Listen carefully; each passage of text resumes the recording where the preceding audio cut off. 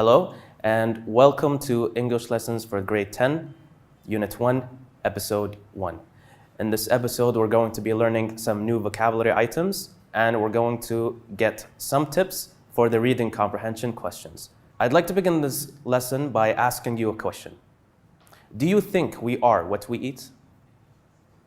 Keep that in mind, think about it as we go along through the lesson. So what do you eat?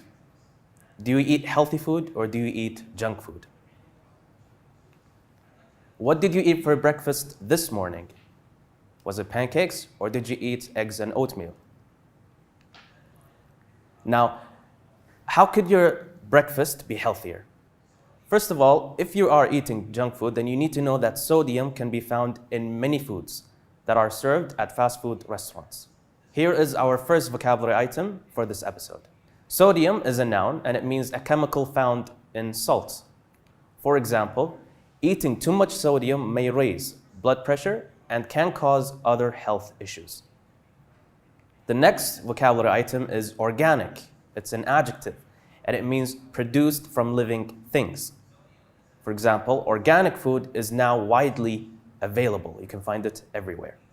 The next word is pomegranate. It's a noun. A round fruit that has a red skin and juicy red seeds. We usually eat this with salads sometimes. For example, the shape of a pomegranate is the exact shape and size of a corn seed. Now, open your books, student's book, to page 12. Before we get into reading this text, I'm going to give you some reading comprehension tips to help you understand the best way to tackling the reading comprehension questions. So let's begin with the tips. First one, go through the questions first and then read the passage. This will help you understand some idea or context behind the text. Number two, do not get stuck on particular words. If you do, I recommend that you read the sentence again so you understand the context, which will help you guess the meaning of this particular word you're having trouble with. Opening and ending or closing paragraphs require extra focus, meaning the topic sentence of a paragraph and the concluding sentence of the paragraph. Write your answers in full sentences. Last but not least, reading the first sentence of a paragraph will give you the main idea of that paragraph. I also recommend that during reading, you underline or circle the keywords or possible answers. This will help you later on when you want to tackle the questions. It will help you find them faster. Here are also some tips which are called skimming and scanning. This is something you do while reading. You either skim or scan. What's the difference? I'll tell you right now. For skimming, you're reading a text quickly to get the general idea, the main idea. However, scanning, you're reading the text quickly to find a specific piece of information, something very specific. So this is the difference between skimming and scanning. Now we have types of questions you might face in the reading comprehension, and you will always find the multiple choice questions to be the first. They'll come in this form. Either they'll ask you about the best title or main idea behind the text. They'll give you vocabulary questions that could either be about synonyms, the closest meaning to a word, antonyms, the opposite meaning of a word, or definitions, the exact meaning of a word. Then we have word reference. What does that mean? For example, they might ask you to find the word it and what does it refer to, just like this example right now. The underlined word it refers to, so you have to go back to the text, read the paragraph to understand or to find this reference. Next is locating explicit information. It means you find the answer is clearly mentioned in the text by searching for the correct key word. This is the meaning of explicit. It means you can find it inside the text. Then we have the negative factual information. Here we have three different types. The first one will ask you, according to the passage, which of the following is not true?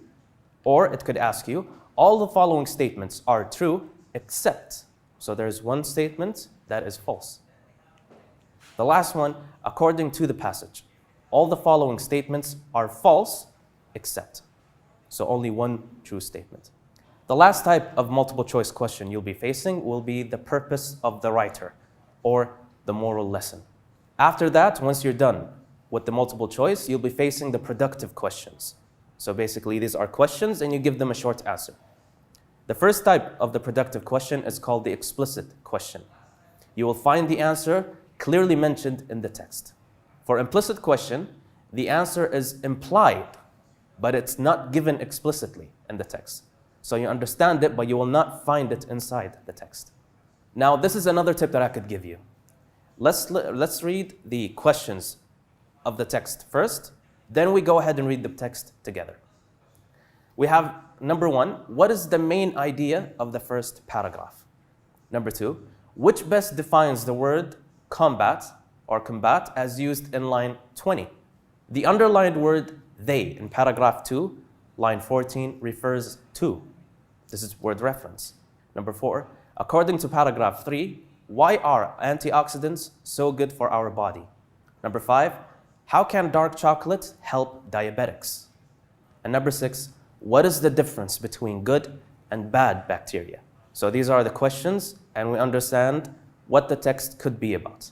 Let's go ahead and skim. Just to remind you, refresh your memory. Skimming is reading the text quickly. However, we're trying to understand the general idea. So for number 1, what is the main idea of the first paragraph? To give you a tip, the main idea is more general, not a detail. It's more general, broad. So is it good nutrition is the key to good mental and physical health? Here we have a new vocabulary item, nutrition. This is new for you. Nutrition is a noun and it means the process of providing the food necessary for good health and growth. For example, a balanced diet provides nutrition for our body.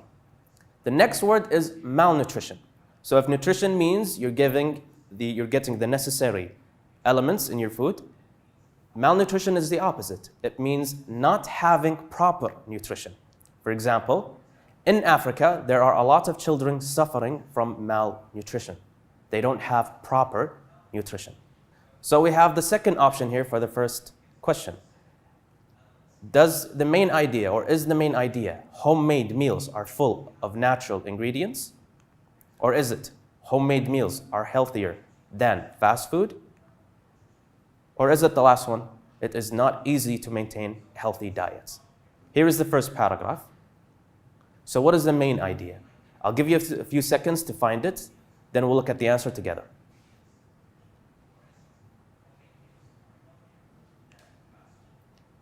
The main idea is good nutrition is the key to good mental and physical health. Well done. We have question number 2. Which best defines the word combat as used in line 20? Here's another tip.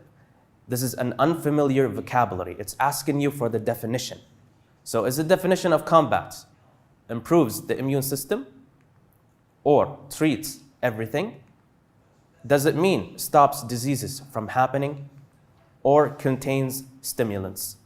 We have a new vocabulary item right there, stimulants. Stimulants is a noun and it means a substance that increases nervous activity in the body.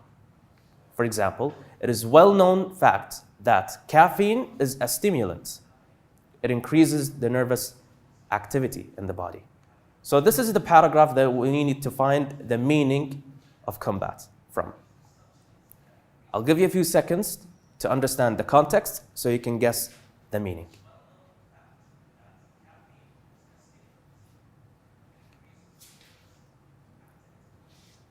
So based from these sentences, you can understand that combat means stops diseases from happening.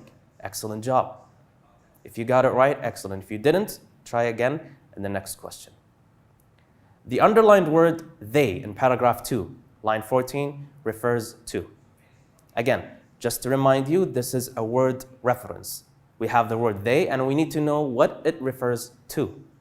Does they in paragraph 2 refer to nutrients, infections, probiotic drinks? We have a new word here today. Probiotic. It's an adjective. It means containing good bacteria to improve health. For example, probiotic drinks can improve your immune system. The last option here, or the last reference that they could refer to, is good bacteria. So here is the paragraph that we need to find the reference. You can see the word they, right? It's beginning with a sentence, so we have to read the sentence before it in order to understand what they refers to. And we have the sentence right there. So what does they refer to? Good bacteria. Excellent job. So here we have number 4. According to paragraph 3, why are antioxidants so good for our body? Just to remind you, this is factual info or detail. We have a new vocabulary item here, antioxidants. Antioxidants is a noun, and it means a substance in some foods that cleans the body and protects it from diseases. For example, antioxidants found in fruits and vegetables can prevent heart disease and cancer. So, why are they good? Is it because green tea contains antioxidants? Or antioxidants treat headaches? Or antioxidants help combat diseases? Antioxidants lower cholesterol levels. We have another vocabulary item, cholesterol. It's a noun. It means a chemical substance found in your blood causing heart diseases. For example, a high cholesterol level in the blood can cause heart disease. So here we have the paragraph, and let's skim through it, or let's scan through it to find the specific information that we need.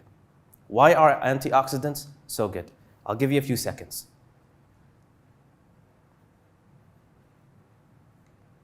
The answer is C. Antioxidants help combat diseases. Excellent job. Now, how can dark chocolate help diabetics? This is another factual info or detail.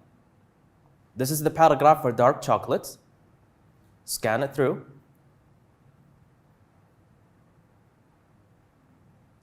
You found the sentence, right? You found the answer. It's right there. Dark chocolate can metabolize sugar.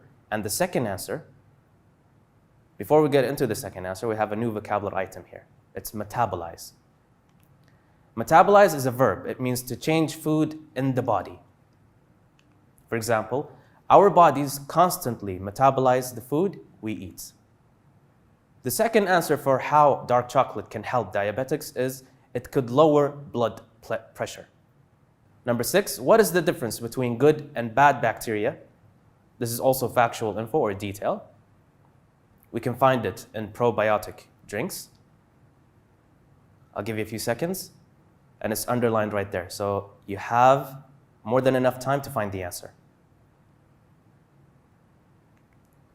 Good bacteria help stimulate the digestive process. Excellent. What's the second answer? We have the digestive here. Digestive is an adjective. It means relating to the process of digesting food. For example, a good diet helps the digestive process.